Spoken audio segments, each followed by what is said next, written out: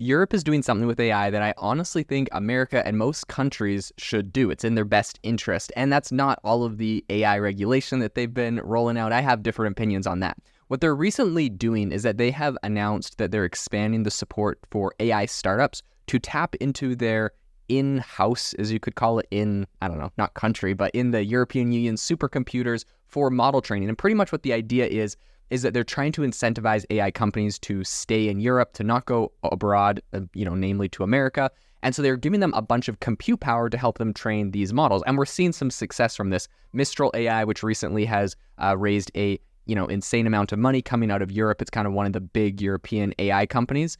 They were in beta, or kind of like in this like pilot phase that they did. So today on the podcast, I'm going to be talking about this program, how I think other countries should do this, and what some of the interesting perks and how this whole thing works. Today's episode is sponsored by AIbox, my very own no-code AI app builder and marketplace. If you're interested in getting on the waitlist or investing in a up-and-coming AI startup, I'll leave a link in the description to aibox.ai to get on the waitlist, and republic.com/AI-box to invest into our crowdfunding campaign that we've just launched.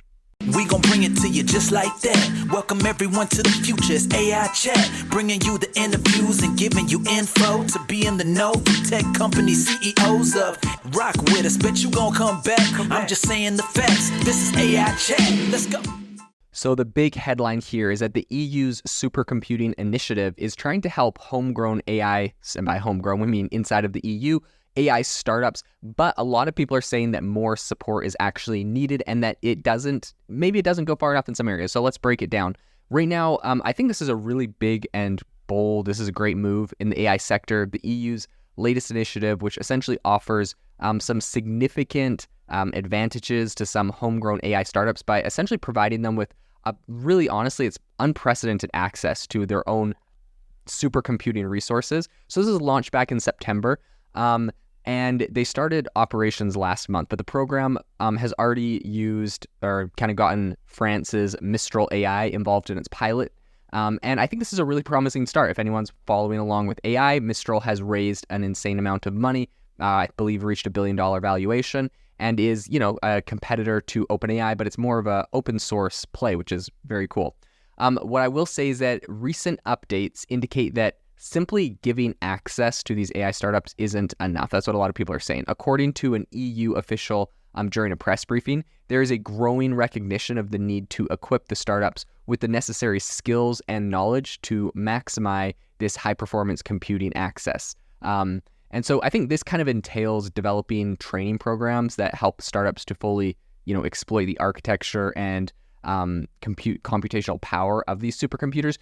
So a key strategy in this initiative is the creation of a quote-unquote center of excellence. So these centers are going to support the development of specialized AI algorithms, which are actually designed to run on EU supercomputers and enhance the capabilities so that AI startups are going to have. Because a lot of these startups, they're traditionally more familiar with the dedicated compute hardware from US hyperscalers, and these EU supercomputers are actually different. Not everything's the same.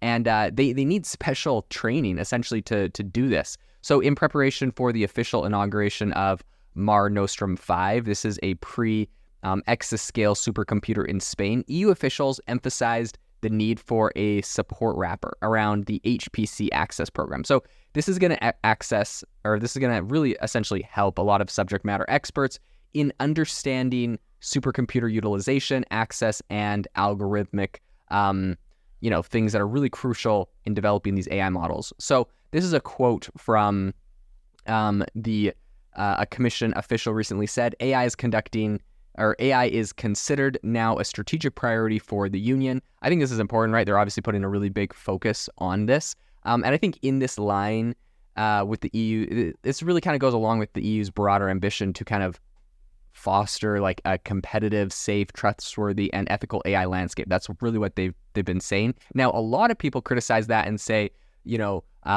safe, trustworthy, ethical are all words for slowing down the development of AI. And I know there's a big debate on both sides of that. The EU obviously is the first to regulate things, and they've come out with their EU AI, regulation. So I think like a lot of people say that this is a good move. They're like, look, if Europe is going to regulate things to make it more difficult for startups, or arguably, on the one hand, it makes sense for them to offer some sort of benefits for people to stay in Europe and not just go to the States and maybe like turn off AI models. Like we saw OpenAI earlier this year completely shut off ChatGPT for everyone in Italy because Italy came up with, had some laws and some rules where they said they couldn't use it. And at the end of the day, like honestly, shutting off AI to Italy is the biggest loser in that situation is people in Italy that don't have access to this amazing tool. So I think furthermore, an AI support center is really kind of on the horizon, and it's focusing on helping a lot of these subject matter experts and startups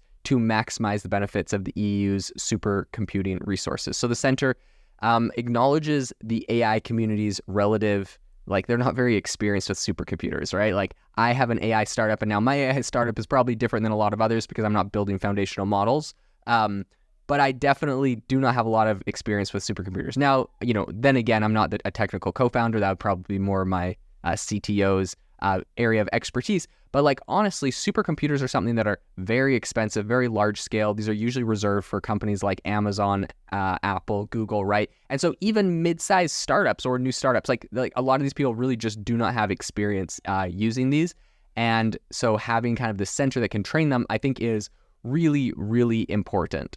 So the EU has, I think, significantly expanded its investments in supercomputers over the last 5 years. Now they have, I think, a cluster of 8 different machines, and the plans are in place to kind of interconnect these through terabyte networks, creating a federation of supercomputing resources which are accessible across Europe. This is going to be super, super cool. I'm really excited to see how that actually pans out. So moving forward, I think the EU anticipates the launch of its first exascale supercomputers. They have one in Germany, and then they have another one in France. And then additionally, quantum computing investments they're currently making a lot of those. So they have plans to acquire quantum simulators to kind of enhance classical supercomputers, which is, again, going to be really interesting. I think that they're doing an amazing job here in a lot of areas. And I actually think this is something that a lot of countries should follow suit with, right? America right now obviously doesn't like quote unquote need to do this as much because all of the AI companies, or majority of them, are coming out of America, right? All the big ones, OpenAI, Google, Microsoft, etc. But I think this is a really great move by like the EU, and I think other areas are going to follow suit. I think we'll see like out of Saudi Arabia and the United Arab Emirates, areas like that. They're going to be making. They've talked a lot, and I've actually talked to investors and other people over there before. And it's an area that the AI is an area that they're really focused on. And so I think that you'll see them making similar investments. Trying to keep startups, in their own ecosystem, and giving them resources like this, I think, is the perfect way to do that, right? The government can invest in this technology because, for national security and other reasons, like it's really great for the government to have access and, control these supercomputers. And then if they have them, why not give them to, AI startups in their own country that are going to spur jobs and economic growth within their own, areas. Now, the one thing that I will say, and maybe it's just me, maybe this isn't everyone, but one thing that I will say it's like slightly concerning to me is when the government is, creating these supercomputer networks, and it's like, really, whatever. So in Europe, whatever AI startups go and use this network or the system, whatever, and train their AI models on these supercomputers, are going to have a competitive advantage, right? They're saving millions, hundreds of millions of dollars, arguably, by not having to just do this from scratch in-house. And so my thing, though, is like anytime the government gives you something for free, it's possible that there could be strings attached. And in the case of the EU, it probably is, hey, like we're just going to make sure that you follow all of our regulations. But imagine if like a foreign adversary were to do this, like let's say China probably will run a program like this, and they're just going to say everyone that trains just has to follow their regulation. Although I don't know if that's as big of a deal because the regulation's going to exist anyways, right? Like China, for example, their AI regulation says you can't put anything into your training data that is outside of what like China's internet censorship policies. So, they're censoring everything that happened in Tiananmen Square and the People's Revolution and all that kind of stuff on the internet. Like that's all censored and banned. And if you can't put anything from that censored content into the training, into the training data. So that in China is banned. That's the regulation. And I'm sure if they had some sort of government program where they allowed Chinese AI startups to come in that wouldn't really be like, oh, if you use us, you have to do it this way, because they're forcing them to do it that way either, like regardless with the regulation. So maybe it's not such a big deal, but I'm always a little bit wary of the government giving away free things. And also the other thing that my second concern with a program like this is like, it sounds amazing, but I just like wonder what the process for picking who gets to use this are, right? So like, let's say there's two startups.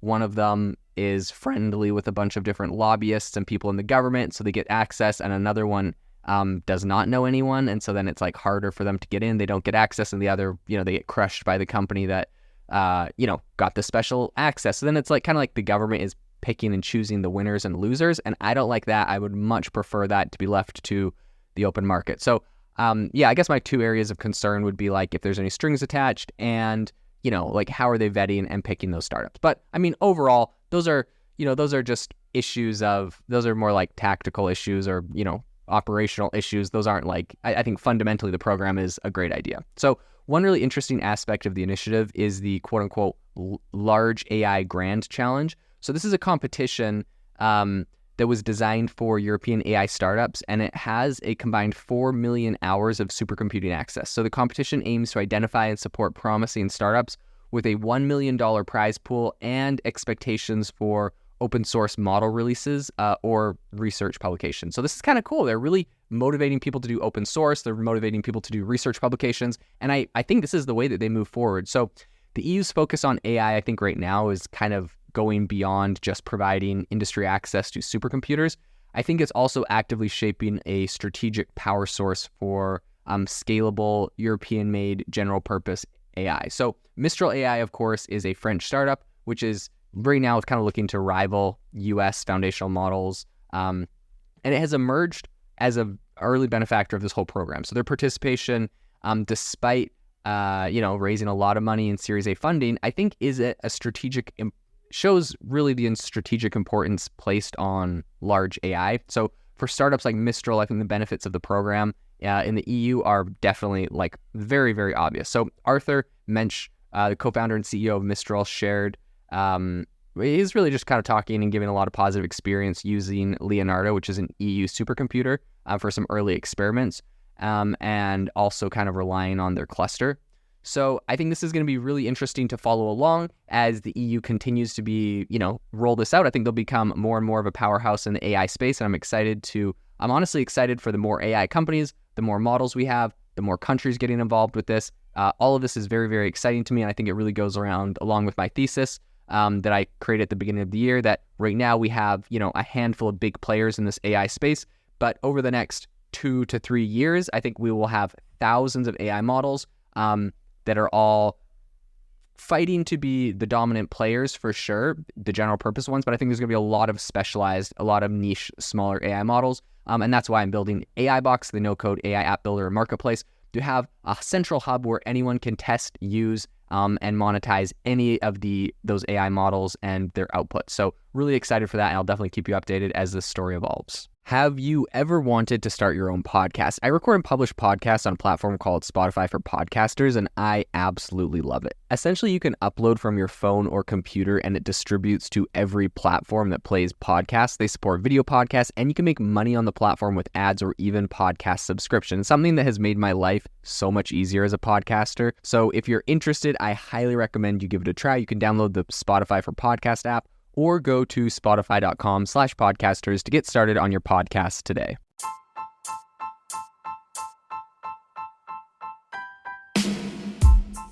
Thank you for listening to the AI Chat podcast. If you enjoyed the podcast, I'd appreciate it if you rate me wherever you listen to podcasts. And if you're looking for an innovative group of AI enthusiasts, make sure you check out our Discord channel and also our Facebook community. It's obviously a lot more interactive than a podcast, where we can actually share software tools, prompts that we're using in everyday AI. I'll leave a link for those in the description below.